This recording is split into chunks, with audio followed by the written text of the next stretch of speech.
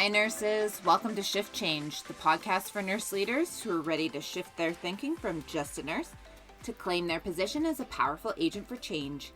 I'm your host, Amy Deagle, founder and CEO of the International Network of Nurse Leaders. We believe in the power of nurses to change the world, so let's get started. Hi nurses, welcome to 2020.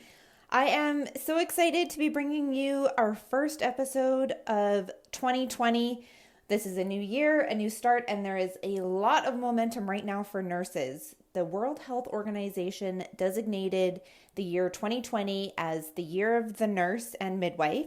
And so we are going to have a bunch of initiatives happening over at the International Network of Nurse Leaders all year round. So if you aren't on our mailing list and you want to get on so that you don't lose out on any of these amazing initiatives that we're going to be running, then hop over to our website at nurseleaders.ca to sign up there.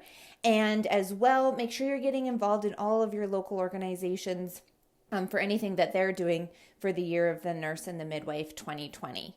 In May of 2020 is going to be Florence Nightingale's 200th birthday, and there are events happening all over the globe to celebrate nursing and the impact that we have had. So 2020 is going to be a really exciting year. I am so excited to be kicking it off with a brand new episode of the Shift Change podcast. As always, if you can take a couple minutes and just pop over to rate, review, or subscribe to our podcast, that means the world to us. And we will be in touch with so many more things that are coming this year. I'm so excited to be taking on a global initiative of leading nurses into a new future and really focusing on those everyday acts of leadership and how we as nurses can come together and really make our voice heard. And so with that, we are going to jump into our very first episode of 2020. Kathy Reid is a registered nurse who has her Master's of Nursing and is a nurse practitioner. Currently, she is the clinical nurse specialist for policy and practice at the Stollery Children's Hospital in Edmonton, Alberta. She obtained her Bachelor of Science in Nursing in 1983 from Queen's University and her Master's of Nursing in 2008 from University of Alberta. Kathy's research portfolio includes development of an ebook for families whose children have chronic pain, understanding the parental perceptions of the quality of their children's postoperative pain management, development of Chronic Pain 35, an accredited high school course for teens with chronic pain. In addition, she has written or co-written 4 book chapters on managing pain in children and working with families. She was honored to have been chosen as one of the 150 nurses spotlighted for Canada in 2017, and in 2016 she was honored by the Hospital News as a nursing hero. We are thrilled to have Kathy with us today, and so without further ado, we will get into the interview with Kathy.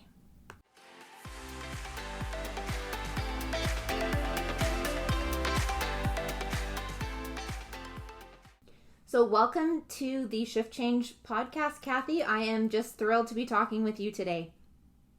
Thank you, Amy. I'm thrilled that you're talking to me. So, Kathy, I just read a brief overview of your bio, but it does not do your nursing career justice. So, would you walk us through your nursing career and your journey into this nurse leadership role that you have now and some of the highlights? Sure. So,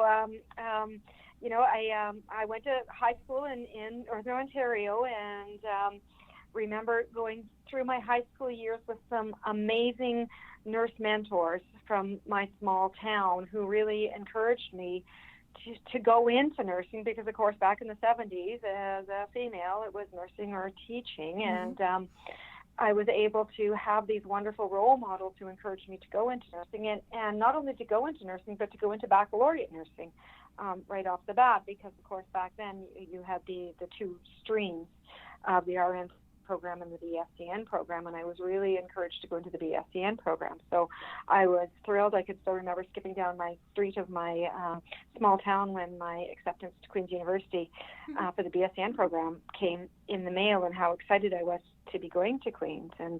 And so almost 40 years ago in September, I went off 1,200 kilometers away from home to go to university and start my nursing journey at Queen's. And when I went into that program, I went into it to become a pediatric nurse, and that had been my goal from the beginning was that I was going to be a pediatric nurse, and throughout my 4 years and throughout my both my nursing program and my positions that I was able to get over the summers, I was able to really see so many different aspects of where nursing could go as a baccalaureate prepared nurse. And I got to work, for example, for one summer I worked for an Easter Seal summer camp, working with kids with disabilities who got to go to summer camp for the first time ever, and really just solidified my love for pediatric nursing. But then in the summer of between third and fourth year, I was recruited out to Alberta to be a senior nursing student and to work here at the University Hospital, and ended up in ortho neuro and fell in love with neurosurgery.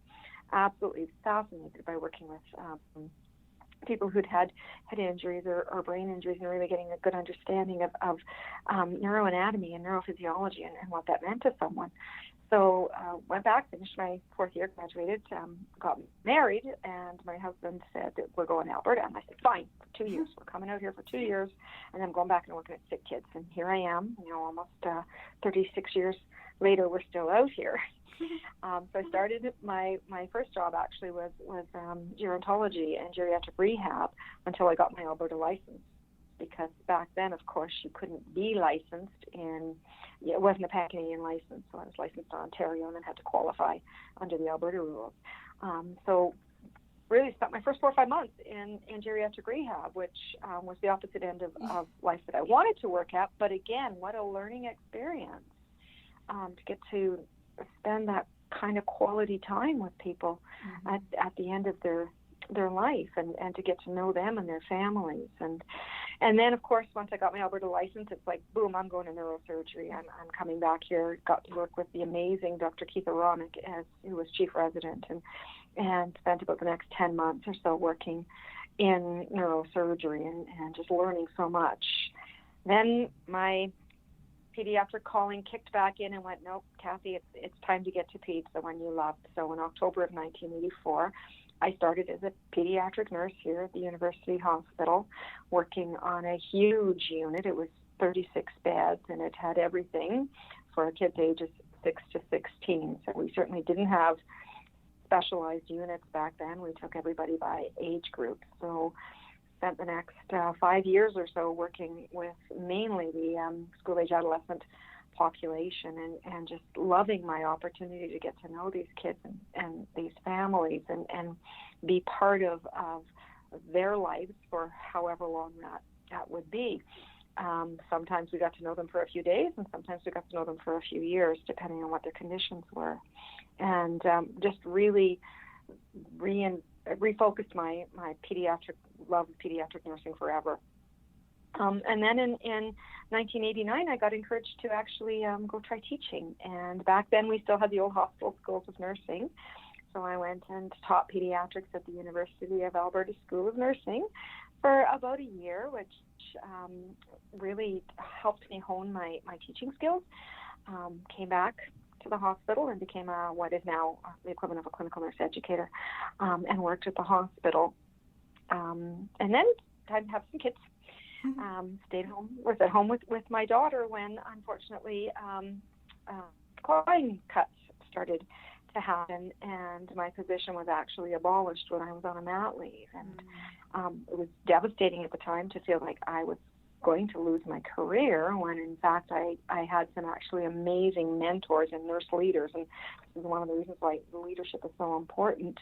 The leaders who got me through that troubled time of reminding me that it wasn't related to how my skills as a nurse and my passion for nursing were not involved in the reason why. It was literally economic reasons that my position was abolished. And so they got me through that next several months until I was able to be back into a position working back in pediatrics as well. And I have been still here in the same building, well, not the same building because we've built new buildings, but providing pediatric nursing for the 35 years. I've been able to move my career from bedside nursing into some very brief stints in management, a lot of time spent in education. And then in 2005, it was time to go back to school. and pursue that master's, something I had known for 2 decades that I was going to go do at some point in time.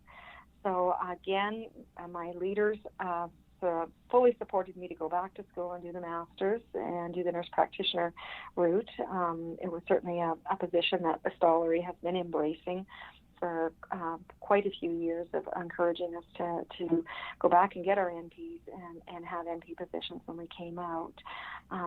So I remember sitting there in that very first class in 2005 and looking around the room at some of my classmates who weren't even born when I had previously been in nursing school, and thinking, what am I doing? But again, the opportunity to work with some amazing advanced practice nurses on the journey as well. So graduated and finished the NP program part of it, and then was doing the thesis while I was working. And fully graduated in 2008 and worked the next, 11 years as a nurse practitioner in the pediatric chronic pain program here at the Stollery, and tons of opportunity in that program to be able to do some leadership activities with regards to how we do best practice, and got to do research and create the evidence where we didn't have the evidence. And then last fall, a position came up for a clinical nurse specialist here at the Stollery, looking at policy and nursing practice and evidence-based nursing practice. And it really struck me as something that I wanted to get back to doing, was working directly with nurses, especially frontline nurses, to look at how do we provide the best care out there. And if we don't have the evidence, then how do we create it? And if we do have the evidence, how do we implement it? So I switched, and I've been in this job now since about the end of January, and I'm absolutely loving the opportunities that it's bringing to me now. I love that. So that's kind of 35 years in a nutshell. That's amazing. And, the great thing with nursing, like I say, is that there can be so many paths within the one career, right? And even though, you're 35 years into pediatrics, there's still a new role and still a new way to up-level your skills and your learning. Like, we're never done as nurses. There's always an opportunity, and I just love that piece. Yes, completely. And that's what I encourage young people to look at too, is go, look at other opportunities and let people know you're interested in trying something different. I would have never gone to teach if I hadn't had a manager who said, well, you know what, they need an instructor over at the School of Nursing. I'll release you from this. Why don't you go do that for a while? And to have that kind of support, to be able to say, yeah, I'm going to support you to go do that, was absolutely amazing. Yeah, that's incredible, and just shows the power of what mentorship can mean to somebody in their career. So I heard from a lot of nurses that they didn't realize that leadership was a career path in nursing. Can you tell us how, as nurses at any stage of their career, can get involved in leadership or become, quote unquote, a leader?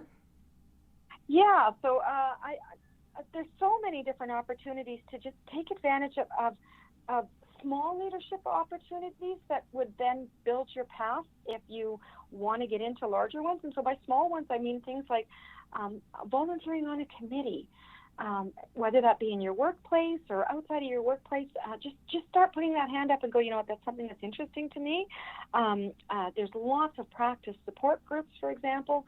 For me personally, working in for the last 27 years in a dedicated pain role, as a nurse looking at whether it be acute pain or chronic pain, there were lots of opportunities for me to get involved in some support groups across the country and across the world, for nurses to be involved in pain management. So, for example, I was a member of the Canadian Pain Society for years, and I was involved with the nursing issues special interest group, and I ended up chairing that group for a couple of years, which then got me linked up with some of the Canadian Nurses Association work. I'm thrilled that right now there's the Canadian Nurses has got a new certification for pediatric nursing. So getting people to think, I could pull together a practice support group and we could all study together. There's also leadership opportunities outside of nursing that can build your skills. So I volunteered for Girl Guides and soccer when my kids were in it, and I was on the parent council and all of these sorts of things that build your skills to be able to demonstrate the leadership skills that we know nurses have these skills, but we just don't often get the chance to put them in place. So even when there's committees coming up at work, I say to staff, like right now we are living in the connect care world here at Alberta Health Services, and getting frontline nurses to say, we need somebody to be on the committee that looks at how the med record's going to work. Put your hand up and say, yeah, that's an interest to me. Mm-hmm. The other thing that I encourage nurses to do is just even demonstrating our leadership on each shift by being able to be the go-to person for something. So we have so much expertise in our generalists. And so everyone knows when you're working on a unit, if, for example, a kid comes in with a condition that you're not all that familiar with, we all know who your go-to person is, right? Mm-hmm. Who do I go and ask those questions? Well, those are our leaders. Those are the people who've taken it on themselves to go out and learn a little bit more about whether it be that condition, or whether it be how to do something, or whether it be patient and family-centered care, to be able to demonstrate that leadership on a daily basis is so important. And so fostering that in our nurses and getting them to realize that, hey, that's my beginning of my leadership role. Exactly. And you start somewhere.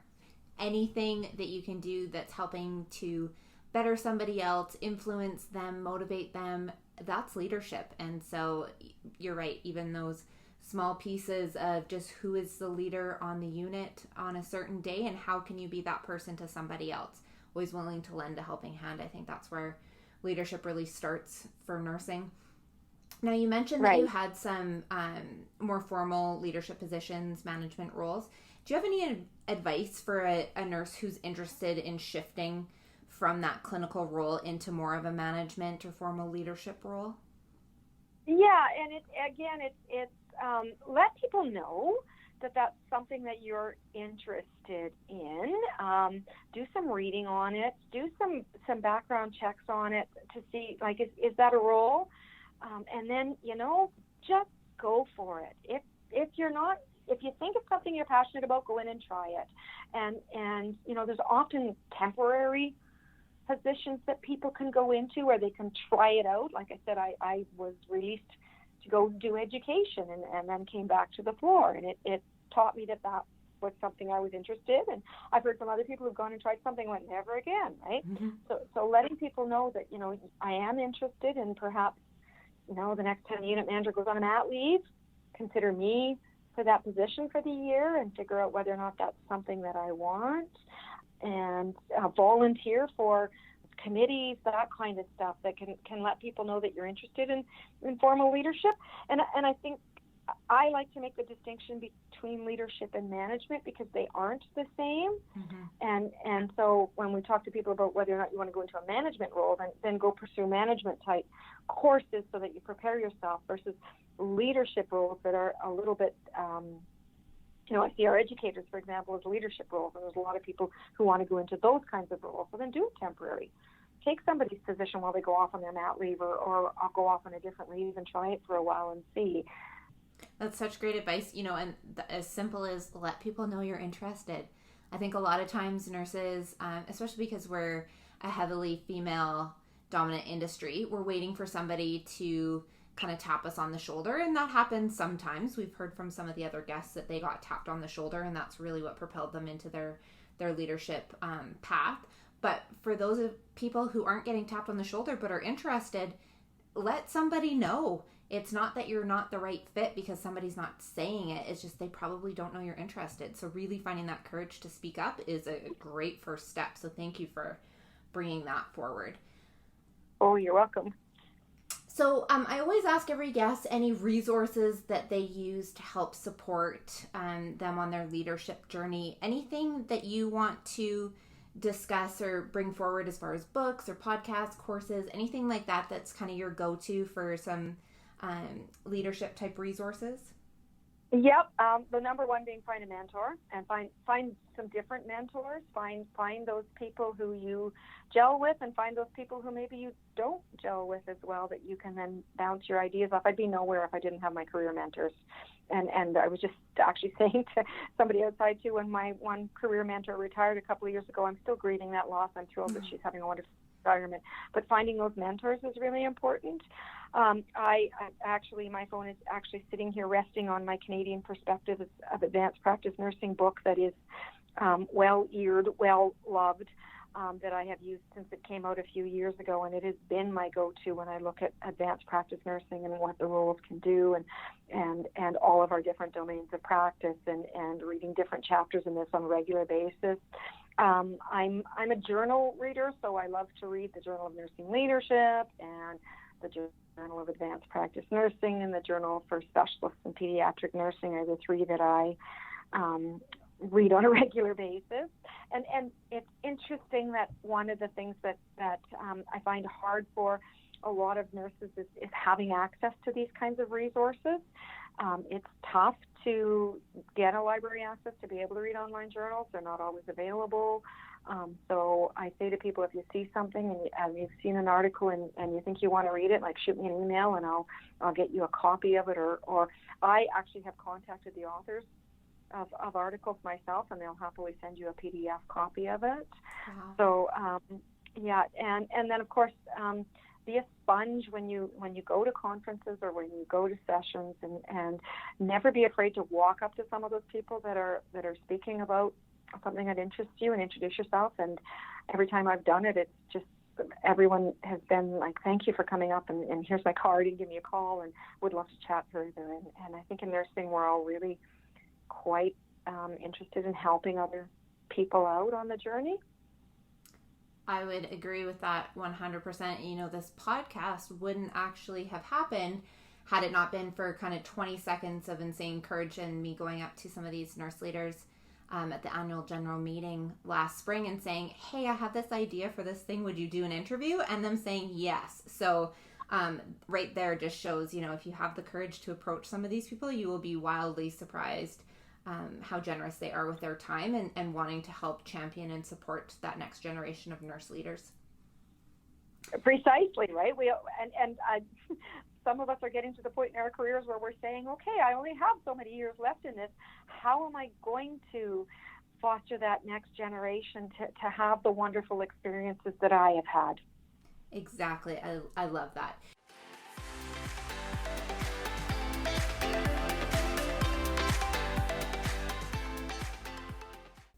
We're just going to take a quick pause here because I wanted to mention that the International Network of Nurse Leaders membership community is now open. We are accepting members from around the world, nurses who are looking to get inspiration, encouragement, and really get momentum with getting their ideas out into the world, or nurses that love to be champions of these ideas and just want to be connected around their nursing peers who are working to change the world. So if you're interested in having that kind of community, head on over to nurseleaders.ca/membership.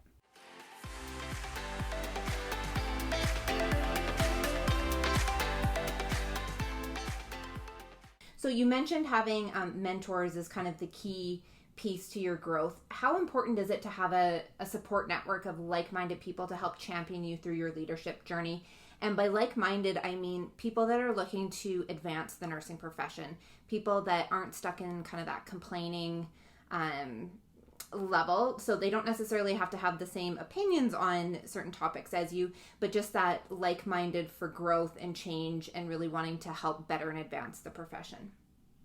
I couldn't have got where I was if I didn't have that kind of a support group. Those people that you could go to ask your questions and say, you know what, I think we should do it this way. What do you think? Or I think I should try and pursue this research question. Or I'm not sure if I really understand what the evidence is here and how do we make this work. Having those people has been immensely supportive to me, and some of them are younger than me, and a lot of them are my age, and some of them are older than me. And I've always found that I know who, if I send that email to or shoot off that text to, I will get an answer.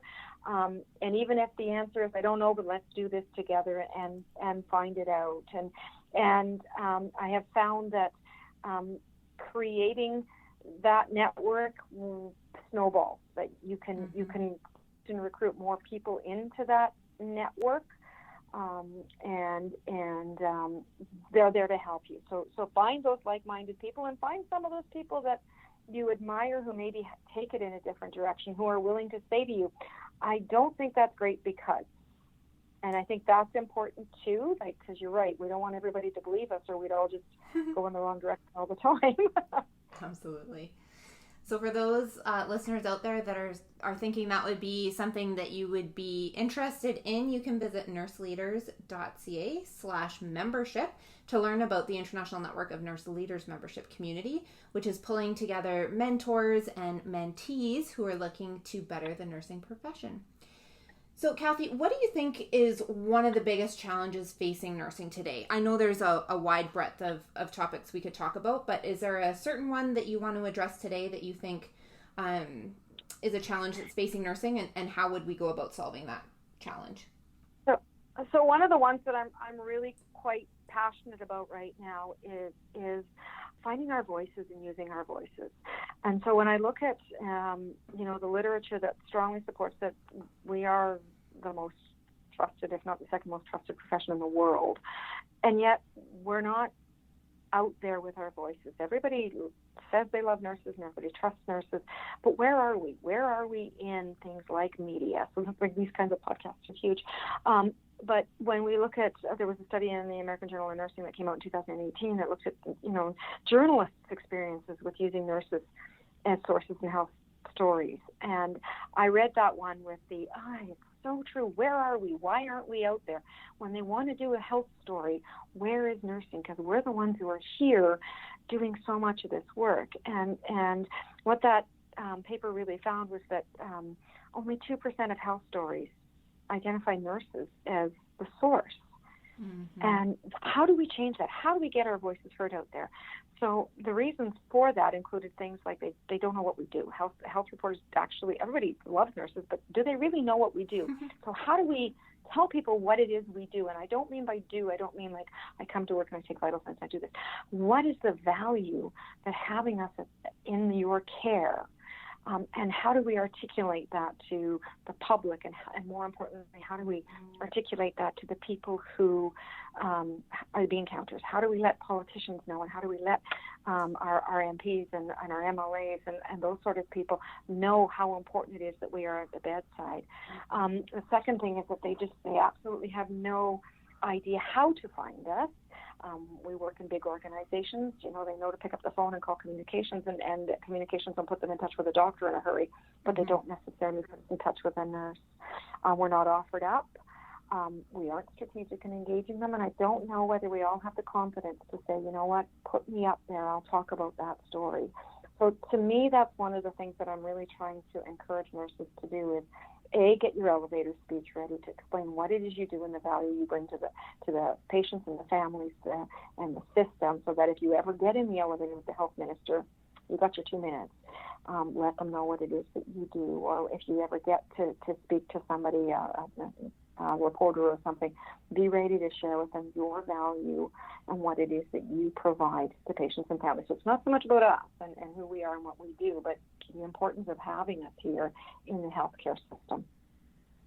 I love that. And you're so right. That's actually, one of the other questions I had for you is that Nursing Now 2020 mandate is to raise the profile and status of nurses. And even though we consistently rank as the most trusted profession, we're definitely not the most influential in healthcare. No. And so really it's finding that confidence to use our voice and influence government and even the public, in terms of policy and decision making, and letting them know that we have a voice and we have an opinion and we have the solutions to the problems as well. Precisely. Every time I watch a certain news show that's on every evening on my TV, and they bring a panel and a health panel, and my husband's like, stop yelling at the TV, it's not going to help. But they bring 3 doctors, and I go, where's the nurses? Where's the nurses at this national level? Mm-hmm. Yep. So we'll see how that starts shifting in the next few years, because I feel like the tides are changing. So it'll be interesting to see. So as a leader in the nursing profession, Kathy, what change do you hope to impact? What would you like your nursing legacy to be when you look back on your career?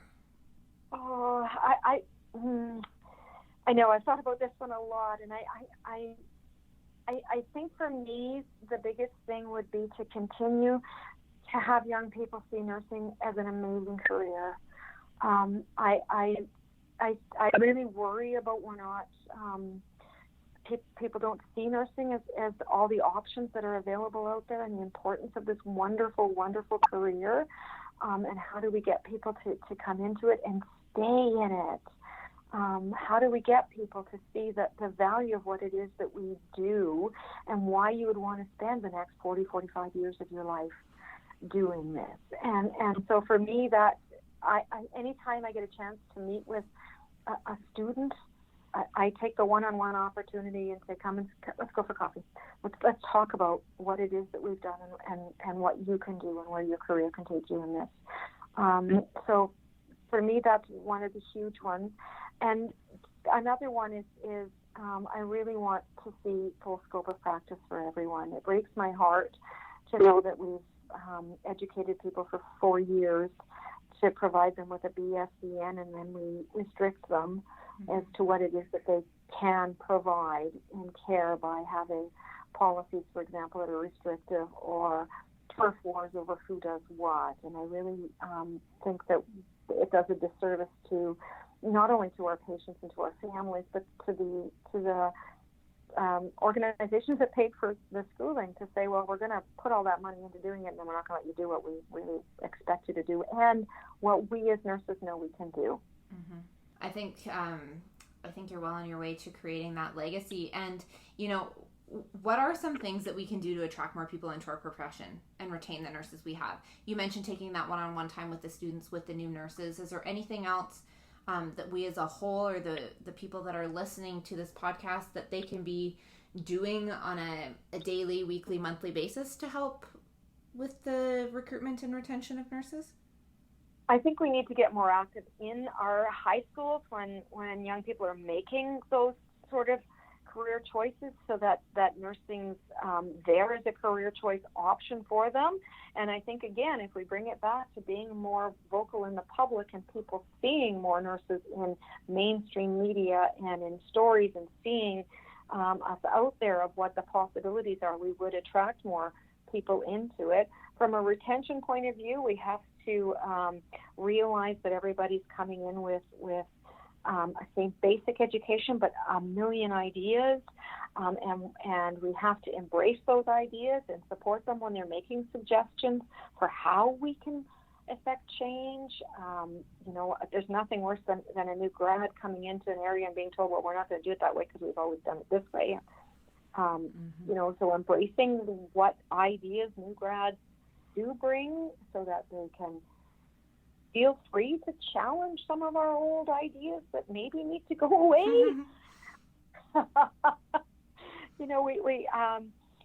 And supporting, mentorship from the early on is really, really important, so that, whether we call it peer support, or whether we call it a mentorship, or graduate. I love the idea, one of the podcasts where we talked about the idea of a graduated time in, where they're supernumerary for a while to get comfortable and to learn the area. We don't do that well in nursing. We here you go, throw you in and off you go. Mm-hmm. So how do we do that? How do we pair new grads with somebody who can help support them in those first 2 to 5 years, so that they do stay? Or if they do decide that area isn't for them, how do we support them to go somewhere else and stay in nursing? We don't want to lose them to nursing. How do we help them find where their niche may be and support them on that journey to get there? I think that's a great point. And, that's one of the services that now we're offering, as well as some coaching, because we don't want to lose nurses out of the profession. And there are so many avenues within the profession of nursing that you can do. There is a fit for each nurse, and it's just about finding that right fit and where are their strengths, and what personality do they have, and what avenue really aligns with that. And so it's really just taking a step back and finding that right fit within nursing, and encouraging people not to leave the profession. So I think that's huge. Yeah. And I love what you say about, shifting into that mentorship philosophy really early on. We've all heard the expression, nurses eat their young. And so we know it hasn't been a supportive and mentoring induction into nursing for a lot of us, myself included. What do you think is at the root cause of that type of culture, and any ideas on how we work to fix that? It's getting better. I will say that. I don't think we eat them as much as we did 20 years ago and spit them out. I think that we're getting ourselves as a profession on board better to be on the same page of realizing the importance of keeping our nurses around and recognizing that people may have different career aspirations, and that's okay. Like, they may be on your unit for a year or two as a stepping stone to go to somewhere else. And I think that there's I listened to a wonderful speaker several years ago, Linda Duxbury at the University of Ottawa, who really talked about intergenerational differences in the workforce, and there's more recognition, I hope, of what different generations bring to the table, so that we can start to recognize that there's nothing worse than hearing, well, that's not the way I learned it, right? Mm-hmm. And I think more nurses are recognizing that maybe the way they learned it wasn't right anyway. So there's a little bit less of this, well, you have to learn it the way I learned it. I worked all of these shifts and you can do it too, kind of thing seems to be changing more.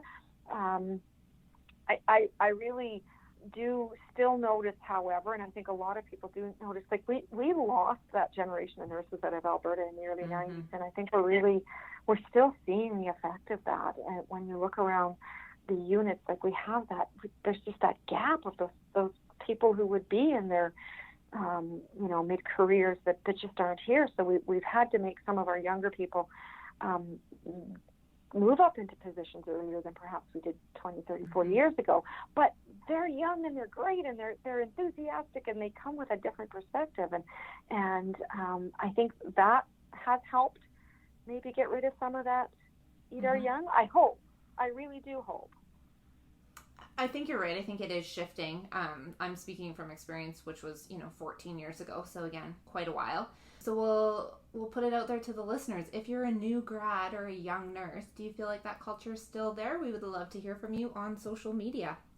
So Kathy, the vision statement of the International Network of Nurse Leaders is that we believe in the power of nurses to change the world. What do you think of that statement? And in your opinion, are there some issues or platforms that nurses can put their collective voice behind to start making a difference in the world? Oh, totally. And I, especially when we take that world view, so climate change would be my number one. We as nurses understand pretty well what the effects of climate change are going to be, and we need to put our collective voices out there to talk about what is the effect of that going to have on systems. And I laugh at social determinants of health.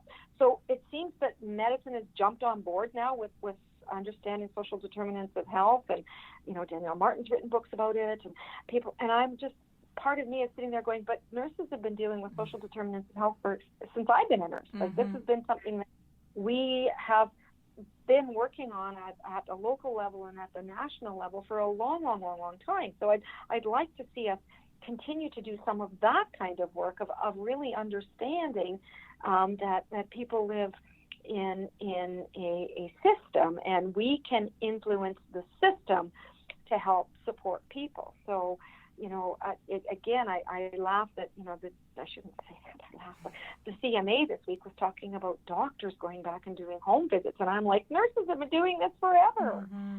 So using our collective voices to say we do this, and we can continue to do this, and help improve the lives of people by improving the life of their community. Exactly.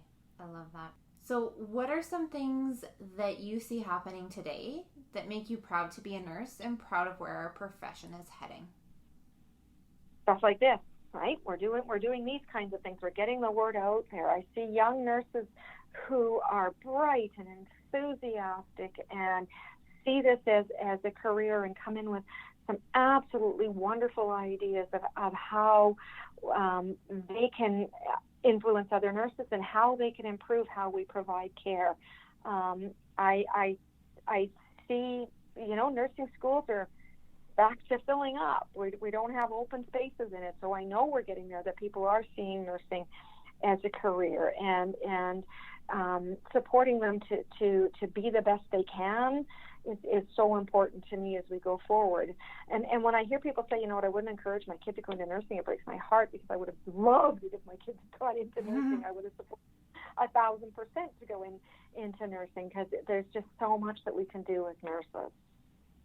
Yeah, and it's such a rewarding career path. One of the biggest, changes for me was going from a labor and delivery nurse, which is a fairly impactful portion of nursing, to a switch into management, where you're suddenly dealing with, personnel issues and budget issues. Right. And finding, your impact within that is a lot different, but there's still an element to that of reward, and seeing how, you're making a difference in your staff members' lives, and then in turn, they're impacting patient lives. So it is a bit of a shift. Totally. My nursing managers are just absolutely amazing. And I admire so much that people choose to go into that, knowing that you've removed yourself sort of from direct patient care, but you still have so much influence over patient care. Yeah, and I love that. And I think, any nurse managers out there that are feeling kind of isolated and really feeling that shift of, wow, I went from, really feeling like I made a difference every day to wondering what I'm doing. I would encourage you to reach out, and that's why we're putting together mastermind groups as well for nurse managers, just because it is a isolating type of role, but there still is a way to feel that impact and feel like you're contributing to the nursing profession as well. Yeah, agreed. So is there anything, Kathy, that we haven't touched on today that you would like the listeners to know? Any parting words of advice or tangible things they can take with them today? Never stop questioning. Never stop learning. And find a mentor. Find numerous mentors. And never be afraid to ask somebody, will you help me with this? Can you recommend something that I could do with my career that would be different? Can you support me to try a different role? And never be afraid to ask those kind of questions. And if you find somebody that says no, that's okay. Go find somebody else, because there's always going to be somebody out there who's willing to help you as a nurse to be able to do the best you can. I love that. And you're right. Just let people know you're interested and ask for help. There are so many people out there willing to give back and mentor this next generation of nurses. And if you do find one that maybe is a little more resistant or says flat out no, it's not about you. And so just keep looking. Don't shut down. I love that. That's great advice. So thank you so much for being here today. I appreciate you taking the time. And we're going to make sure that the listeners can connect with you on Twitter. And so we'll have all the resources and your Twitter handle linked to the show notes that will be available at nurseleaders.ca/podcast. And that's how you can connect with Kathy in real life via Twitter. All right. Have a good day, everybody. Bye. Bye. Thank you so much for joining us today. If you loved the advice shared on this episode, we would be so grateful if you would let us know. Please head over to Apple Podcasts, formerly known as iTunes, and subscribe to our show, and then rate us and leave your review. We would be so grateful if you would take the time to subscribe, rate, and review. While you're on our website, nurseleaders.ca/connect, all of our social media handles are there, and we would love to get to know you on social media as well. Thank you again for listening today, and remember, nurses, we have the power to change the world. Let's start today.